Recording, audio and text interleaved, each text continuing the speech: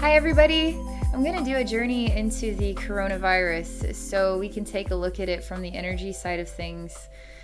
So, obviously, it's a big part of the news, and there's a lot of concerns here on what this can look like as time passes, if it could become a serious concern that spans the globe with a lot of people sick, or potentially we could see it disappear and we can move on with our lives, right? So I'm going to go ahead and relax and we'll take a look at this, okay? Okay. Just getting tuned in here.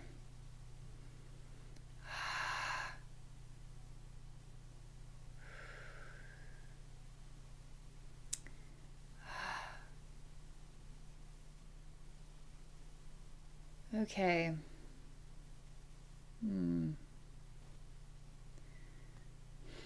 So I'm looking at an image, and the interesting thing isn't necessarily the image, but my relationship with time. But I see a boy who's standing on the curb, and he looks to be alone, maybe 8 years old. He's wearing what is like khaki colored shirt and pants. He's Asian in appearance. He's looking down the street. I don't see a lot of people around or even traffic. He's standing there very still, just looking like he's waiting for someone, or he's checking for traffic to make sure it's safe to cross, but he doesn't really look in any other directions. He doesn't make a move. He's standing still, just like this.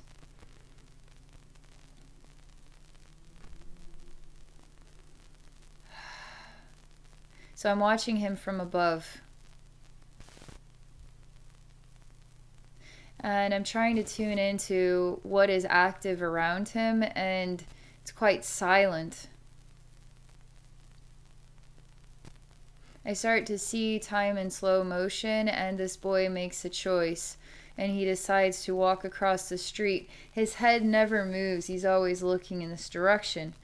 That he's slowly, in slow motion, walking across the street.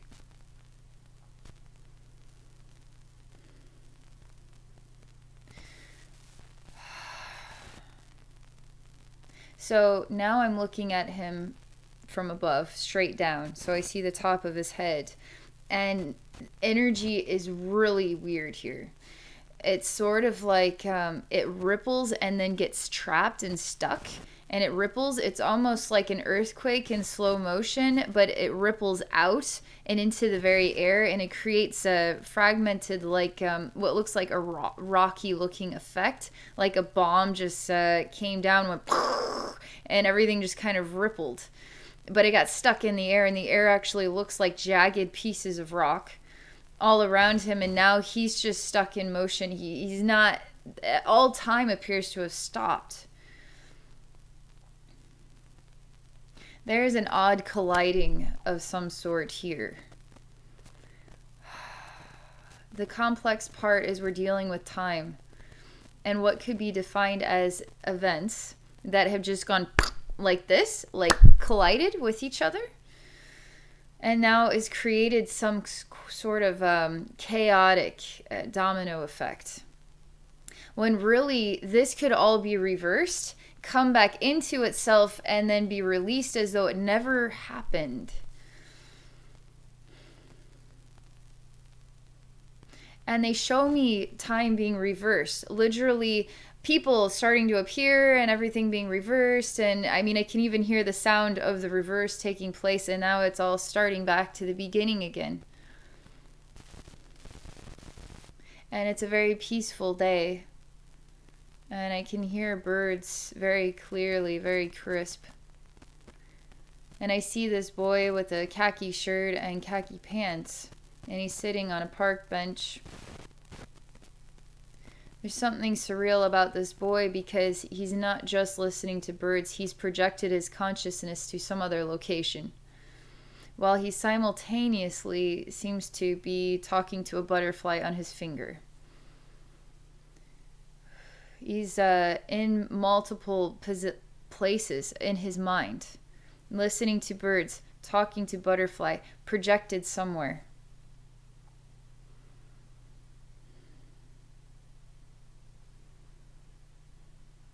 Ask my spirit guides, what does this have to do with the coronavirus?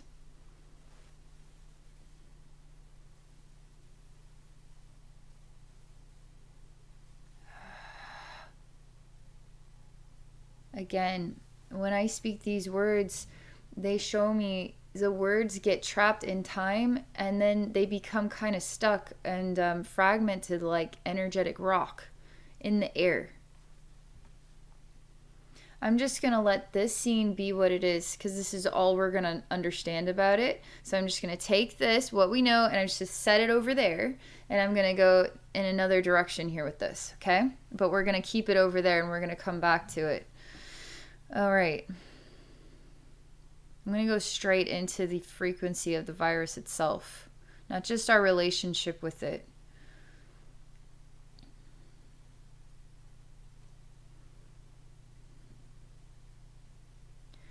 Okay. There's an epicenter. And in this epicenter, there's the sound of drops of water. And there's the sound of, what is it, hush.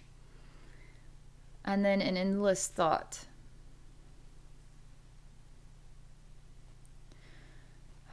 Again, they're showing me what is the energy of some, like an event here, and then they collide with each other and they kind of almost break into each other and slightly merge together.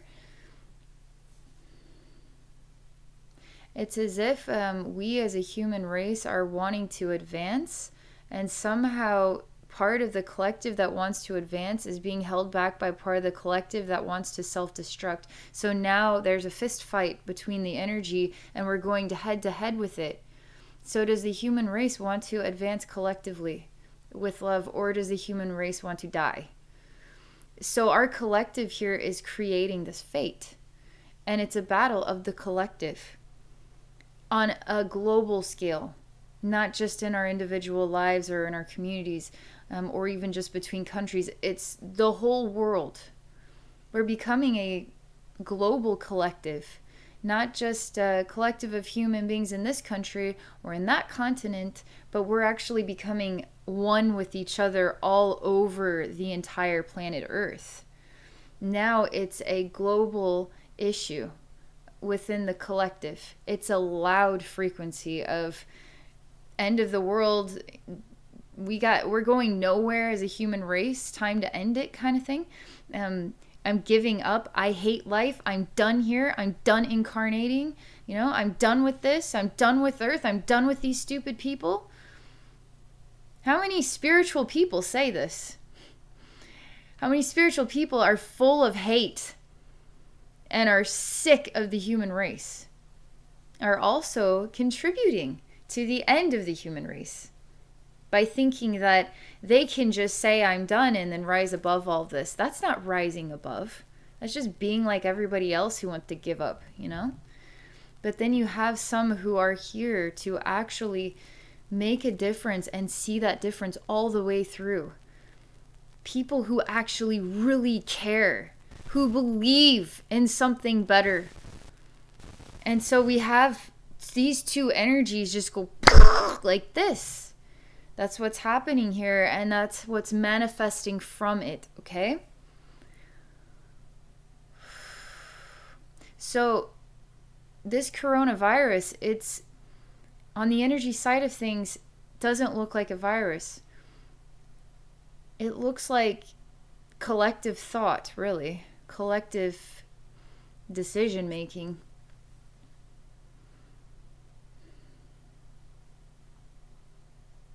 All right, they're going to slow this down.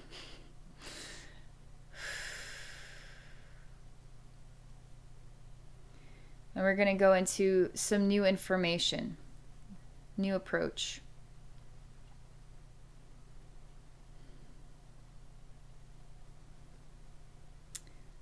So what do? How do we heal this? How do we correct this? How do we bring balance to this energy as a collective that doesn't want to work together?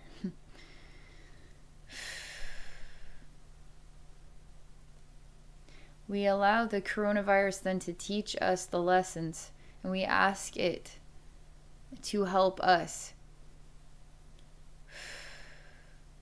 We have to say we want to keep working through this. We're not just throwing in the towel here. We're not going to give up today. Coronavirus, what can I learn from you? What can we learn from you? How can we grow and evolve as a human race in love?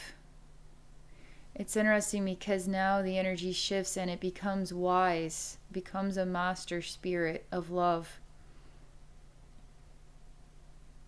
And now that I don't see coronavirus as evil or demonic or the end of the world or the clashing of two dreams, now that I see it as potential, as beautiful, as a master of love, now I can access its truth.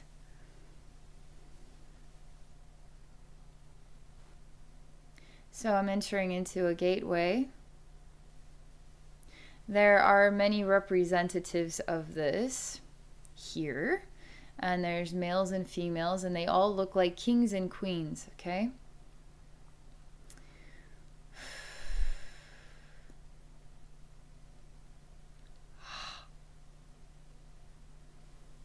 It's kind of odd. It's sort of saying something like that they're representatives of the different colors of the human race, different continents. It's kind of that type of energy presentation here. But they all look the same. They all look like the same woman and the same man, just duplicated like 10 times. I mean, like, there they are. There's this couple and couple. It's like the same people. But that's kind of the energy of the room or the energy of what they stand for, okay?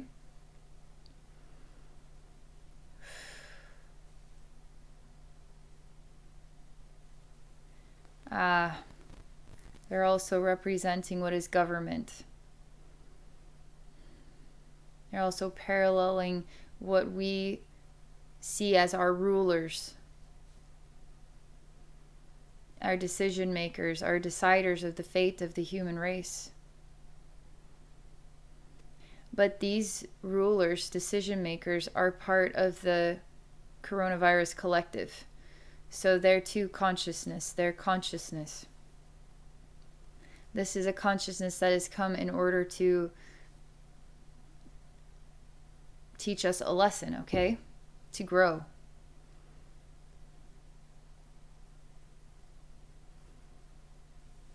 All right, so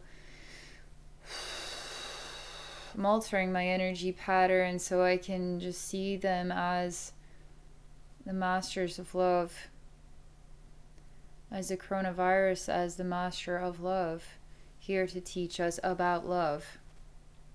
So I can learn something more here.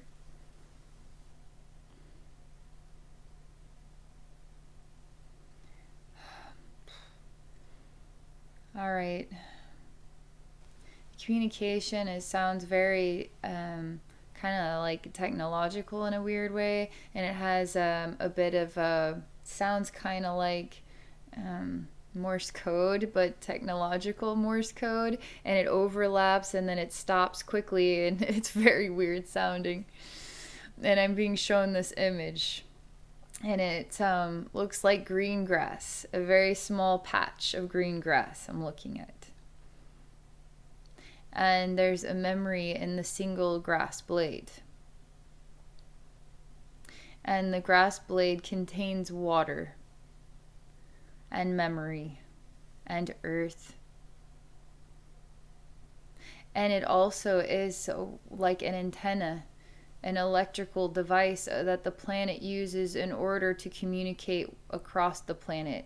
It's like a hair, like a single hair on the head of the earth, but it has like ability to be like an antenna, like it picks up information This is what they're showing me. And this single grass blade is tuned into the whole universe.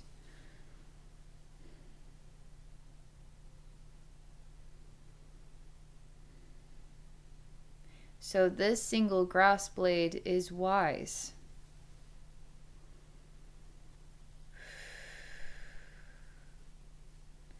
They show me that when we alter our energy patterns and we focus on something like a single grass blade as possessing the wisdom of the universe and actually following through with our heart, tuning into the meaning of this, I feel if the whole collective were to do this, were to simply do this, all the energy that we are feeding into the coronavirus disappears. Now the coronavirus is depleted of its energetic value because it's an energy. It's an energy creation, a colliding of energies that have created this chaos in order to teach us. We're feeding the chaos right now. The more that we focus on this, the more energy we put into this, the more it has to work with, the more it has to grow and develop and become bigger. Now from a little newborn into a toddler, into a little kid, a bigger kid, a teenager, an adult. So it's developing and learning. It's growing as its own child. The more that we feed it and the more attention that we give it, just like a newborn baby. Now it becomes smart. So what does that say about us? We're feeding it our energy and we're helping it grow and it's becoming smart. We are the parents of the coronavirus. So in order to let this creation of ours transform into something else, we must not feed it any more of our attention. We must look at a single grass blade and be in awe of its beauty and wisdom. If we can do this, all the energy is diverted away. And now we control a different future for the human race. We manifest something new, you see. And they show me that the reason why this boy is representing time is because in one of these versions there is what could be defined as the depletion of Earth and humanity. Being a single boy, having to find your way alone in an empty world. It's kind of the world today anyway. Even if it's full of people, it still kind of feels that way, you know? Or a different version of time, which also exists for us, where we're tuned into something because we are each grass blades ourselves. We are already electrical devices. We are already tuned into the whole entire universe. We just aren't aware of how to work with that instinctive gift. And because of the way that we've been following through with our development as society, human race, we choose to work with logic. We choose to work with yes and no and black and white, right? But it's our creativity that is the infinite. It's our creativity that is limitless. It's our creativity that is our soul, that is our psychic gifts, that is our grass blade, that is our truth. Being logical is also part of our truth. That's why we have it.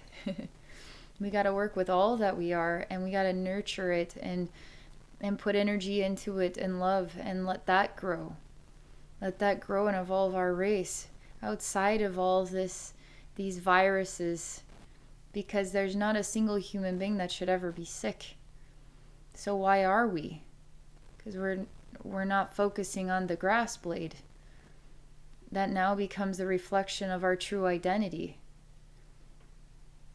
We're basically putting energy into an illusion and making that illusion our reality and then screaming about it and running away from it. We have the power here, not the coronavirus. We have the power here. You see?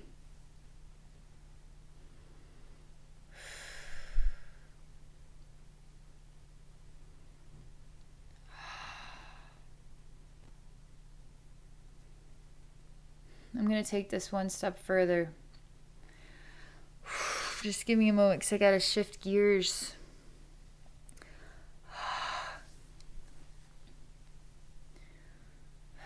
So I've shared perspective to help you understand. I've even shared the solution that we can explore as a human race in order to see the coronavirus disappear. But how do we get all these billions of people to be on the same page? Because it feels like there's a runner of the show, and it's media creating more drama that we're all feeding into, and we're all choosing fear and insecurity, and that is supported in our society. Fear and insecurity. What's insurance, actually? It's paying for security that you can't give yourself. So what can I do, Abbey, do in order to actually help people here? Instead of just saying a message, sometimes these messages, it's like talking to the wall.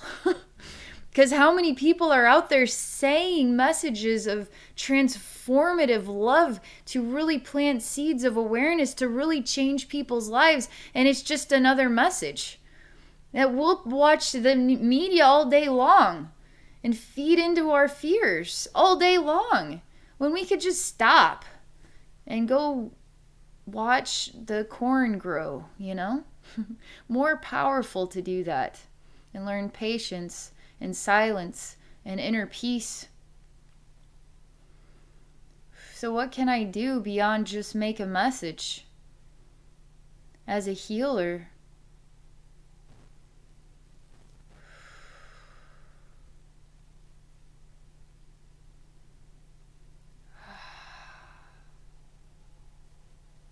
I'm in a weird place. Very dizzying, really, and there's a fan blade that will cut you. So I'm kind of in the center of this fan blade, and if I try to leave it, it's like goes around and around and around, and it's sort of like imprisoning. And if I try to leave it, it'll cut me into pieces like a blender.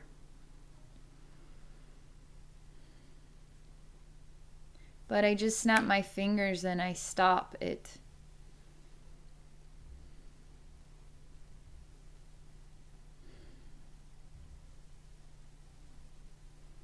And I see what is the accumulation of chaos that is wanting to destroy, sort of surrounding me here. The thing about chaos is it doesn't exist. We create it, okay? So all this is just a bunch of artwork, really.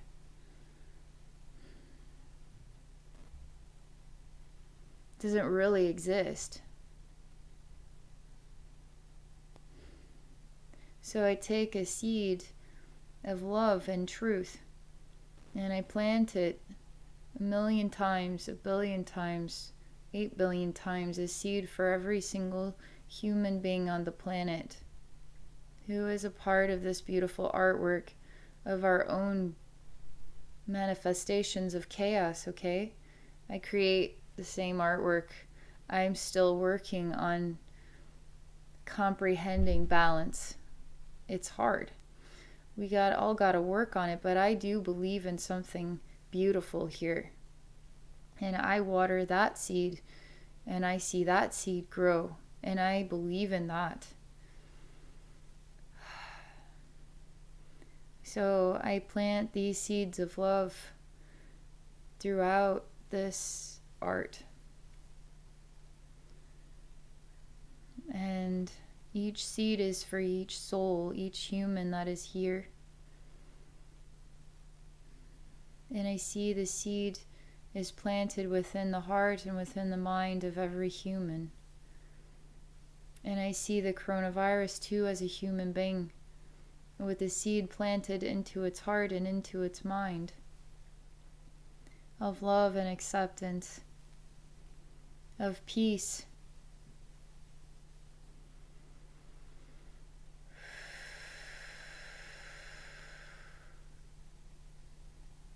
And I start to see time moving in harmony. And I start to see what would be all of us on a platter, a silver platter, and we're all being risen up above something that was very mucky and holding us back. And they show me too that this could be seen as our collective has dark nights of the soul too, in order to shed skins and be reborn as a new reflection of itself. And we had the power to rise above this collective dark night. And we need to support each other. We need to help each other. It's just like any individual human being who goes through their own dark night. It's almost like you are dying and you will die soon. That's how extreme dark night of the soul experiences are. But once you get to the other side, it's like life will never, ever be that bad ever again. It gives you a new gratitude for life itself, and for every difficult moment you'd ever experience is nothing comparison to a dark night, and then conquering it. You become a master. And our collective can too also become a master collective. We have to support and help and love each other. Somehow, some way, we have to keep trying to do this, and even believing in it. Because that's how the energy starts to smooth itself out and recollect and decide the next steps. If it wants to continue down a destructive path, or if it feels like it's come full circle and what it needed to experience with the coronavirus. And now it's had the experience that it needs, and now it's ready for something new. An individual life is like this all the time. A collective is also like this, okay? All right. Thank you all for watching. I hope this is enlightening. If any of you are interested in exploring a psychic session with me, please visit me at my website at abbeynormalswisdomquest.com. Okay, thank you all so much. I wish you all a beautiful day.